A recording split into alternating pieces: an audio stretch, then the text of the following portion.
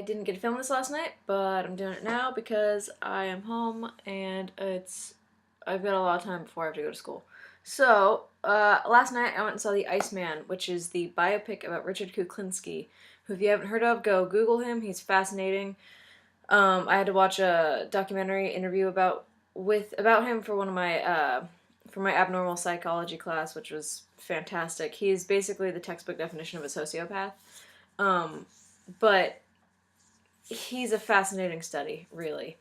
Richard Kuklinski, for a brief update, was a contract killer for the mob from 1965 to 1986.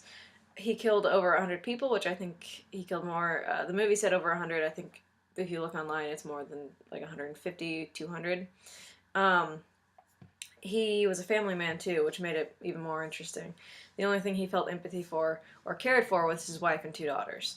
Now the movie, I forgot the director's name, but it was really good, and I'd like to give him credit, but I don't remember it. But the movie starred Michael Shannon, who is a god.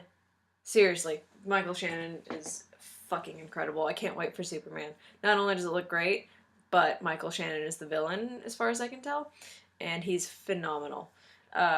He plays Richard Kuklinski, and he does a freaking incredible job. He deserves awards for this performance. It chronicles the life from 1964 to when he gets captured in 1966. Basically, it tells his whole story from there on. Winona Ryder plays his wife. I'm hoping she gets a Robert Downey Jr. comeback because I love Winona Ryder and she's a fantastic actress and she deserves to come back. And she was great in this movie. And Chris Evans was in it. He played another contract killer that he hooked up with in the late 70s. David Schwimmer was in it. Yes, Ross Geller is in this movie, and he's almost unrecognizable, and then you see him and you go, wait a minute, what? Ray Liotta was in it as a mob boss who was the first one to hire Kuklinski. And that's about it as far as notable. Oh, James Franco's in it for all of 5 minutes. That's it for notable actors. Everyone in the cast was fantastic, though. This movie, it can plod on a little bit through the middle. There's some moments where it kind of slows down, but for the most part, it's really good. It's a really good crime drama. It's a really good serial killer drama, really.